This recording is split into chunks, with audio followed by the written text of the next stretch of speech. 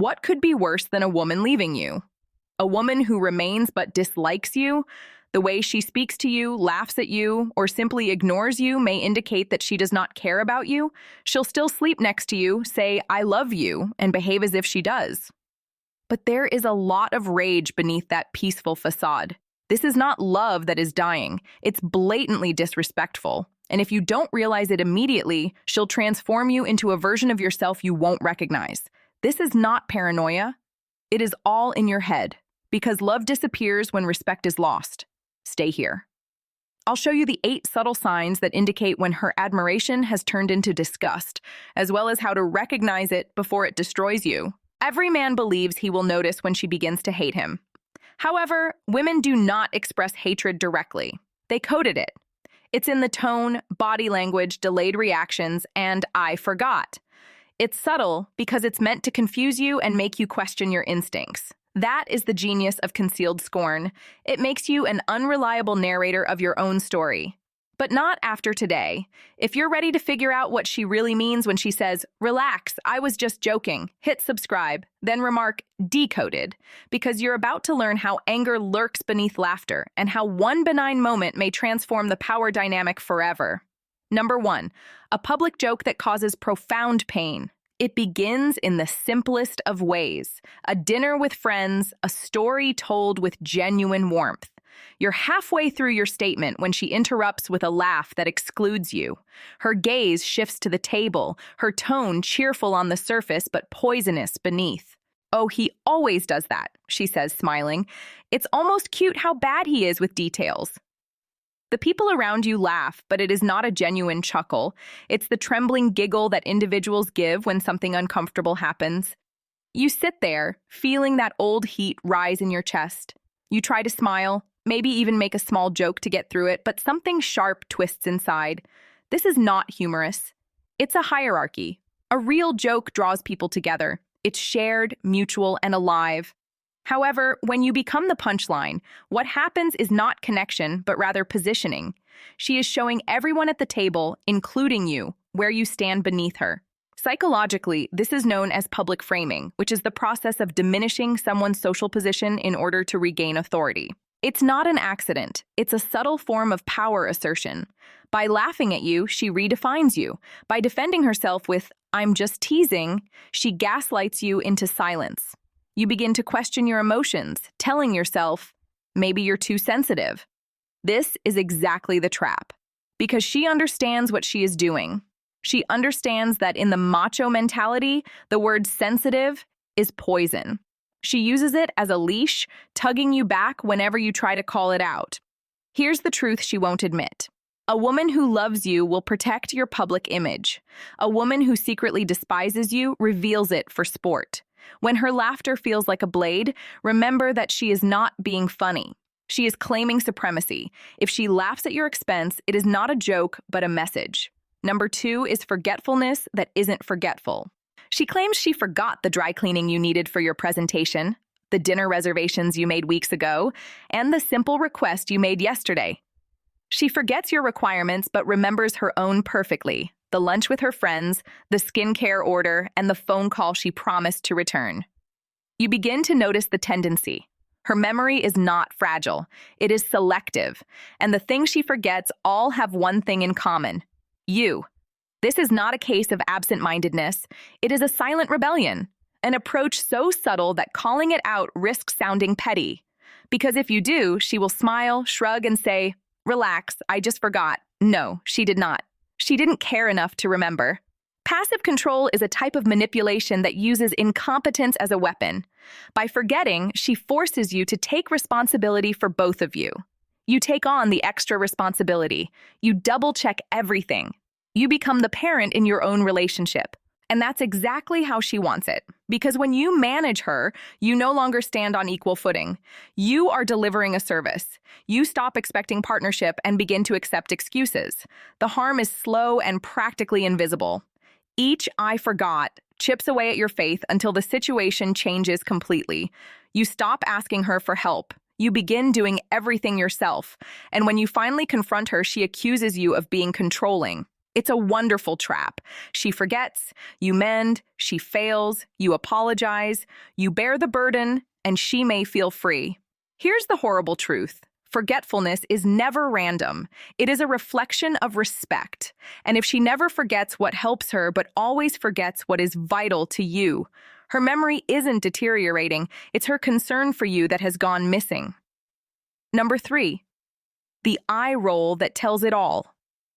It's the smallest gesture, so brief that you almost miss it. You're discussing a fresh notion that excites you. You're discussing a plan, a wish, a minor victory.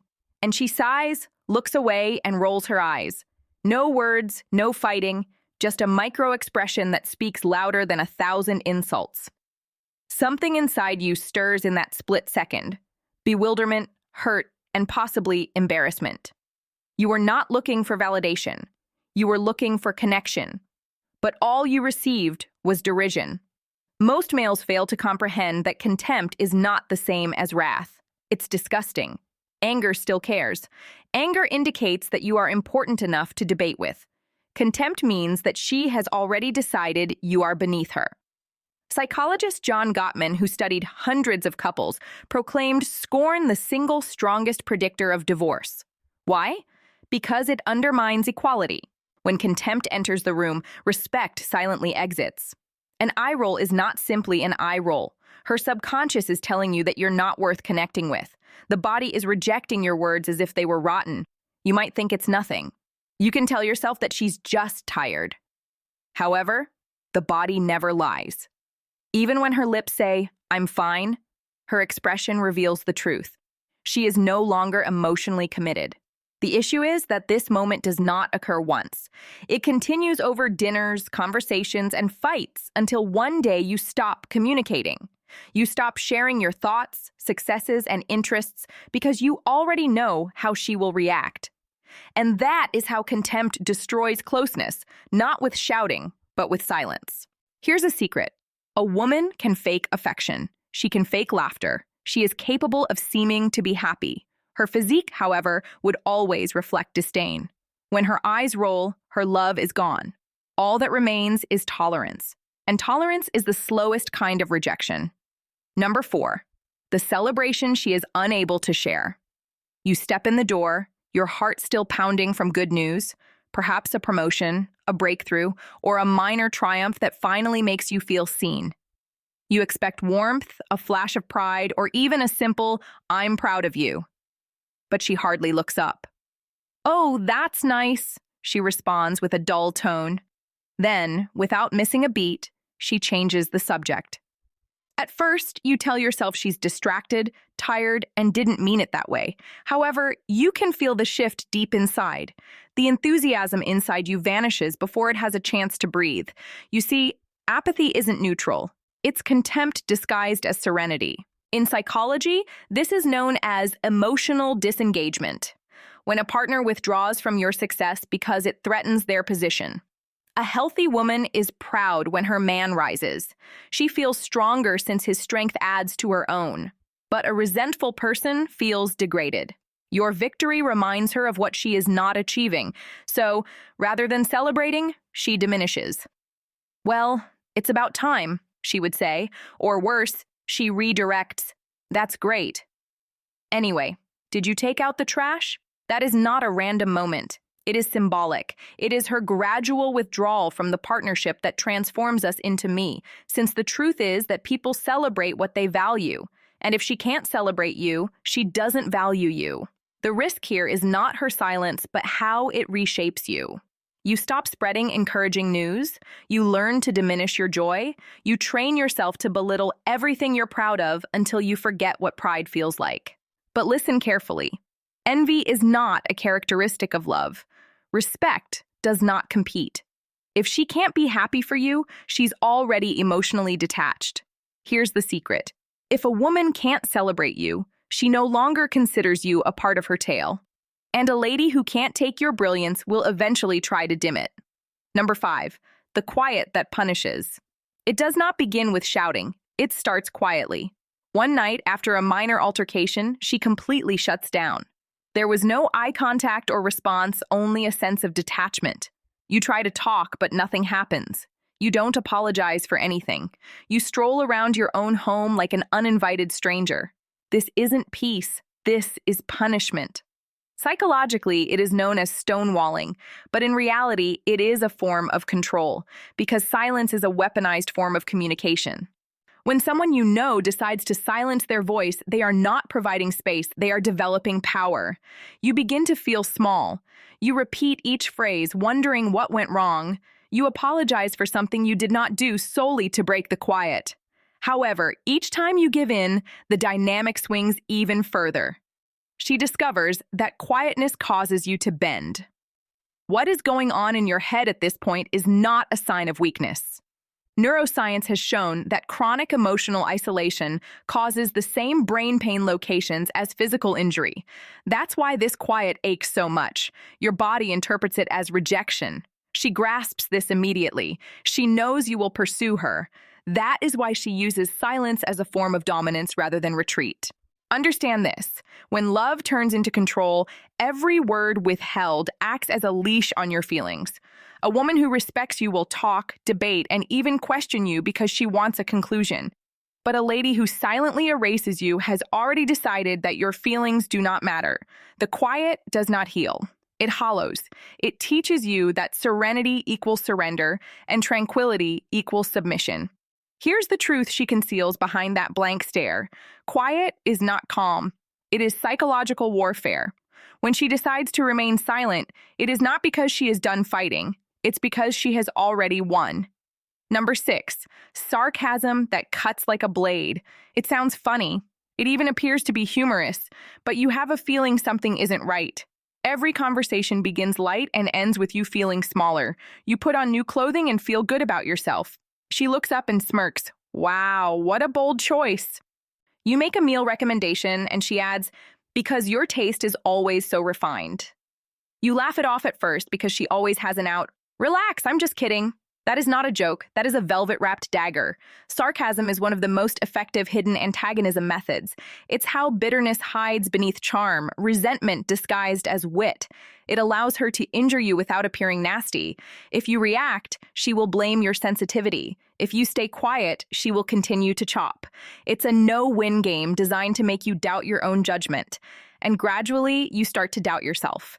You worry if you are overly sensitive. You start limiting your vocabulary, humor, and even your views in order to avoid being mocked again. Sarcasm ruins men in a systematic, not noisy manner. It deflates confidence and makes communication difficult. A lady that respects you uses humor to connect. A lady who resents you uses humor to exert control. Because each sarcastic jab conveys a hidden message. I no longer admire you. When affection fails, snark takes its place. When empathy disappears, derision fills the void. Cruelty, even when delivered in a charming tone, remains cruel. And when I'm joking becomes a shield, you're not in a relationship. You're performing the role of the fool to make her feel clever. Sarcasm is a coward's weapon, and that is the truth she conceals behind her smile. It annihilates respect without leaving traces. And the day her jokes start drawing blood is the day you stop laughing and start seeing clearly. Number 7, the touch that she avoids. It starts with something so tiny that you almost ignore it. You reach for her hand and she does not pull away, not exactly, but she also does not make eye contact with you. Her fingers remain limp in yours, her body slightly turned, and her gaze elsewhere. You lean in for a kiss and she gives you her cheek. You hug her goodnight and her arms barely move. This is no longer a relationship. It is choreography. You convince yourself that it's stress, fatigue, or a poor day. However, your instincts know better. Something within her had already detached. Psychologically, this is known as the withdrawal effect, which occurs when physical intimacy decreases not because of exhaustion, but because the emotional tie has broken. Her physical body is still with you, but her nervous system has died, and the body always tells the truth first. When enmity builds, the bonding hormone oxytocin levels drop. Cortisol, the stress hormone, rises when one's presence is seen as uncomfortable. Her flinch isn't intentional. It is biological. Her body now associates you with tension rather than comfort. That's why the space between you feels colder and heavier. You can feel it in the way she walks past you, avoiding bumping against you even in tight spaces. The silence between you has become physical. And here's the worst part. She will deny it. If you inquire, she will respond, "You're imagining things," or "You're being clingy." She will make you feel foolish for witnessing what her body has already revealed. But the truth is, you are not imagining it. You're in the latter stages of emotional death, when the body starts to reject the connection before the mind can accept it. A woman in love leans in. A woman in hate recoils. When her touch feels like an obligation, when tenderness becomes normal, the connection is over. She's just not told you yet. Her body speaks before her words can lie. And when her body flinches in your presence, love has already left the room. Number 8, the final priority. You feel it gradually, like a dimming light in a room you once called home. She's constantly busy and somewhere else. Her phone rings and she smiles, not at you, but at the person on the other end. A friend's difficulty, a coworker's turmoil, and a family favor. She sacrifices everything for them, yet when you need her, she is suddenly exhausted. "I'm too busy. I'll call you later." But later never comes. It's not about timing, it is all about value. Psychologically, where a person invests their energy reflects their emotional hierarchy. Time is currency, and she is no longer spending it on you. Every maybe tomorrow is a tacit announcement that you are no longer needed. You begin to adjust. You stop asking. You stop expecting. You tell yourself she's overwhelmed and that things will settle down. But they don't, because this is not anarchy, it's a decision. She prioritizes everything else over you. Once you were her safe refuge, now you're just background noise. You can feel it when she cancels plans for ladies' night, when she forgets your messages but responds quickly to someone else's, and when you're sitting next to her and she's more focused on her screen than on you. This is how disrespect develops, not through fighting, but through neglect. Indifference becomes the ultimate insult. Because when a woman no longer cares, she does not yell or resist, she just disengages. And here's something most men don't want to admit. You aren't wasting her time by accident. You are being demoted in her emotional rankings. Someone who actually cares about you will make time for you rather than looking for you. When a woman falls in love, she rearranges her life for you. When she unconsciously resents you, she allows the world to shuffle you out of her life. Remember this. When she invests time, she also invests respect. And if you are no longer on her schedule, you are no longer part of her story. You've seen the signs: cutting jokes, suffocating stillness, and empty touch. 8 small cracks that not only break the relationship, but also break you.